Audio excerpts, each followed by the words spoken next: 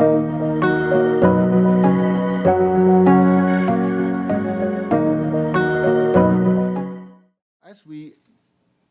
we can see, such a visit is apparently very much dangerous, very much provocative.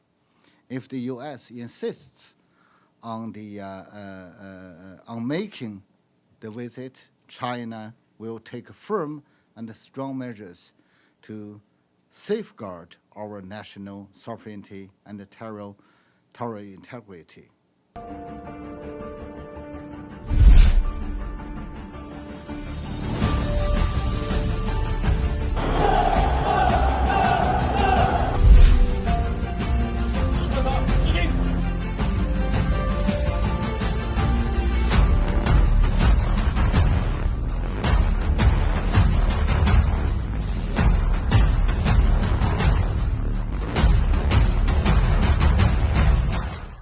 अस्सलाम वालेकुम नाज़रीन, अभी जो वीडियो आपने मुलाहिज़ा फरमाई है ये चाइना की ऑफिशियली रिलीज़ की गई वीडियो है और ये वीडियो उस रिस्पांस में रिलीज़ की गई है कि नैन्सी पेलोसी जो कि अमेरिकन कांग्रेस की स्पीकर हैं वो ताइवान का विज़िट करने वाली है।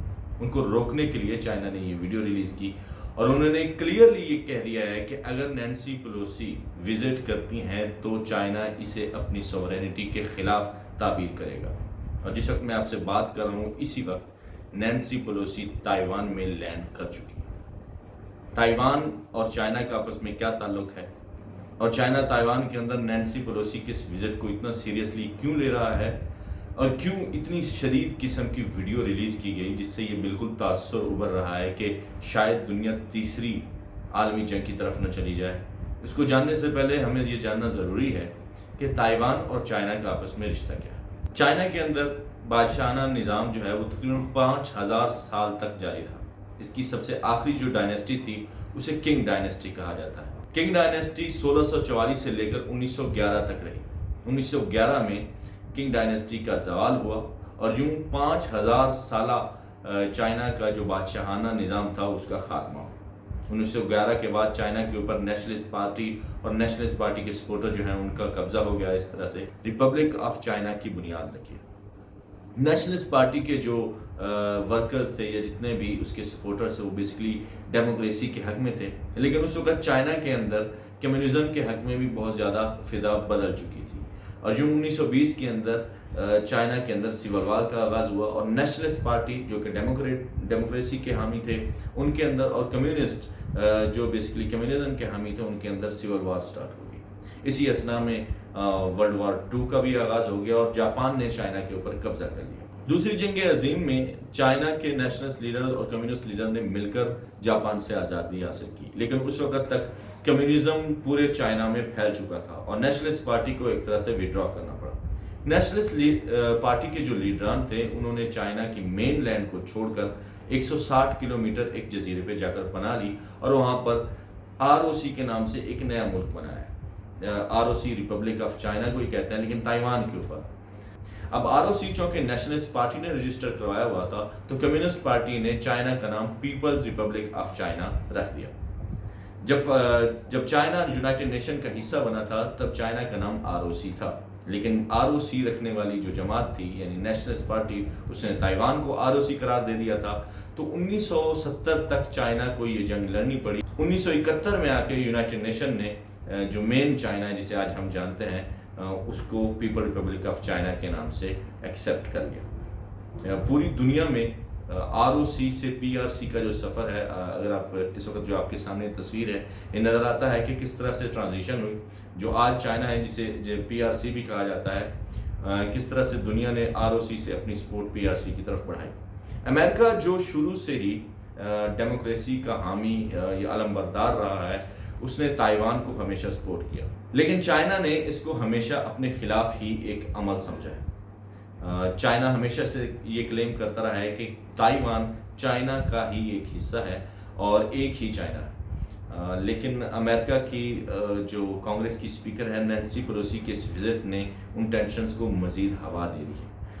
ताइवान इसलिए भी अहम है कि दुनिया के सेमीकंडक्टर जो हमारे मोबाइल से लेकर ہمارے ریفریجریٹرز، ٹی وی، ایون کہ ایروپلینس تک میں جو چپیں استعمال ہوتی ہیں سبز کلر کی آپ نے دیکھی ہوں گی، دنیا کی 90% چپ وہ سیمی کنڈکٹر بنانے والا ملک تائیوان ہے، اور یہ حیرانگی کی بات ہے، اور تائیوان کی ڈومیننس اس پوری دنیا میں اس پر ابھی تک قائم ہے۔ اب یہ بھی کہا جاتا ہے کہ اگر تائیوان کو چائنا کا حصہ بنا دیا گیا تو وہ جو سیمی کنڈکٹر کے اوپر راج کر رہی ہے تائیوان کی حکومت، وہ چائنا کے ہاتھوں آ جائے گی، اور چائنا کے ہاتھوں آنے کا مطلب یہ ہے کہ پوری دنیا پہ ایک طرح سے چائنا کا راج ہو جائے گا، اور امریکہ یہ کبھی منظور نہیں ہونے دے گا۔ ابھی تک یوکرائن کا مسئلہ حل ہوا نہیں تھا، اور امریکہ نے یہ ایک دوسرا مسئلہ بھی کھڑا کر دیا۔ اس کی ایک وجہ یہ بھی ہو سکتی ہے کہ امریکہ کے مڈ ٹرم کے الیکشنز آنے والے ہیں، اور اس وقت جو کانگریس میں بھی ڈیموکریٹس ہیں، نینسی پلوسی ڈیموکریٹ پارٹی کی ہیں، اور جو پریزیڈنٹ ہیں جو بائیڈن وہ بھی ڈیموکریٹ ہیں، تو انہوں نے اب آج ہی ایمن الزواہری جو القاعدہ کے سربراہ ہیں ان کے مارنے کی بات کی ہے، کہ افغانستان کے اندر انہوں نے کابل میں حملہ کر کے ایمن الزواہری کو بھی ہلاک کر دیا ہے۔ تو ایک طرح سے تو یہ اقدام اس بات کی غمازی کرتے ہیں کہ شاید وہ جو اپنی گرتی مقبولیت تھی، جس میں سے ایک بہت بڑا سبب افغانستان سے وڈرال کا فیصلہ تھا، اس کو ریگین کرنے کے لیے یہ سٹنٹ کیے جا رہے ہیں۔ ایک طرف ایمن الزواہری کے قتل کا جو ہے ڈرامہ رچایا جا رہا ہے یا مار دیا گیا ہے میں بھی، اور دوسری طرف یہ نینسی پلوسی کا جارحانہ اقدام جو کہ پوری دنیا کی امن کو ایک طرح سے جیپرڈی کیے ہوئے ہے۔ سیاست کتنا گھٹیا اور مکروہ قسم کا فعل، آپ یہ دیکھیے کہ صرف الیکشنز کو جیتنے کے لیے کس طرح کے سٹنٹ کیے جا رہے ہیں، جس سے پوری دنیا ایک طرح سے خطرے میں پڑ رہی ہے۔ چائنا جس کو سلیپنگ ڈریگن بھی کہا جاتا ہے، وہ کہا جاتا ہے کہ نیور پرووک اے سلیپنگ ڈریگن، اور اس وقت لگ ایسا رہا ہے کہ امریکہ اس سلیپنگ ڈریگن کو پرووک کر رہا ہے۔ چائنا کا جو اس وقت تک کا جو رد عمل ہے وہ بہت سخت ہے، شدید ہے، اور ان کے وزٹ سے پہلے چائنا ان کو بہت سختی سے منع کر رہا تھا، لیکن اب نینسی پلوسی وزٹ کر چکی ہیں، آپ کے سامنے وہ ویڈیو چل بھی رہی ہے۔ نینسی پلوسی کو ریسیو کرنے کے لیے کوئی زیادہ تام دھام کا جو ہے بندوبست نہیں کیا گیا رات کے، یہ اس وقت کافی ٹائم ہو چکا ہے، لیکن پھر بھی ایک امریکہ کی اسپیکر آ رہی ہیں تو کچھ نہ کچھ تو بندوبست ہونا چاہیے تھا، لیکن ایک طرح سے یہ اس ٹینشن کو بھی شو کرتا ہے جو چائنا کی طرف سے پریشر دیا جا رہا ہے، اور پوری دنیا اس وقت تیسری عالمی جنگ کے خطرے میں ہے۔ چائنا ظاہر ہے جو دنیا کی دوسری بڑی اکانومی ہے، BRI جیسا بڑا منصوبہ جس نے تقریباً پورا ایشیا، افریقہ اور یورپ کا کافی سارا حصہ بھی اس اپنے چھاؤں کے اندر کر لیا ہے، وہ کلیم کر رہا ہے دنیا کے، اور اسے کہتے ہیں پاور ٹرانزیشن۔ پولیٹیکل سائنس کے اندر کہا جاتا ہے کہ پاور ٹرانزیشن کبھی بھی سموتھ نہیں ہوتی، اور اس وقت لگ یوں رہا ہے کہ چائنا جو کہ جس نے کلیم تو نہیں کیا لیکن لٹرلی دنیا کا لیڈر بنتا جا رہا ہے، اور امریکہ جس کی ساکھ دن بدن گرتی جا رہی ہے، کیا وہ اپنی ساکھ کو برقرار رکھنے میں کامیاب ہو پائے گا کہ نہیں ہو پائے گا؟ انڈیا کے اندر اس بات کے اوپر بہت زیادہ شادیانے بجائے جا رہے ہیں، اور وہ نینسی پلوسی کا جو وزٹ ہے تائیوان کو، اس کو بہت سراہ رہے ہیں۔ ظاہر ہے وہ چائنا کے اگینسٹ ہے اور اس بات کو سراہیں گے ہی، لیکن کیا یہ ایک وزٹ پوری دنیا کے امن کو خطرے میں ڈال سکتا ہے؟ تو جواب اس وقت تو یہ ہے کہ جی بالکل، کیونکہ چائنا نے اس سے پہلے اتنا زیادہ اور اتنا اسٹرانگ ریئیکشن کبھی نہیں دیا، اور جو ابھی ٹویٹر کے اوپر بھی چل رہا ہے کچھ تصاویر، آپ جو ابھی یہ ایک میم بنی ہے، آپ دیکھیں کہ وہ مکی ماؤس اور وہ جو کیٹ ہے باب کیٹ، ان کا کس طرح سے یہ مذاق اڑایا جا رہا ہے کہ چائنا جو ہے وہ تائیوان کو امریکہ آگے کر کے خود دوڑ جائے گا، اور اینڈ پہ کیا ہوگا کہ چائنا جو ہے وہ کولیٹرل ڈیمیج ثابت ہوگا، جس طرح سے یوکرائن کے اندر رشیا نے یوکرائن پہ آلموسٹ قبضہ کرنے ہی والا ہے، پورا ویسٹ رشیا کے خلاف تھا، لیکن still Russia is gaining dominance their.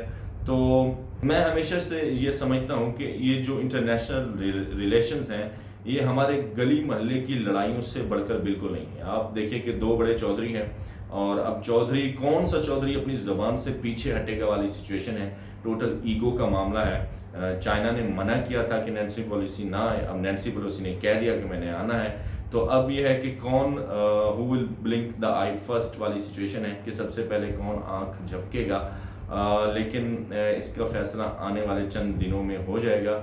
لیکن پاکستان جیسی پیٹی جو پالیٹکس اس وقت ہو رہی ہے، اس سے کہیں بڑا خطرہ پوری دنیا کے اوپر منڈلا رہا ہے، وہ ہے تیسری جنگ کا۔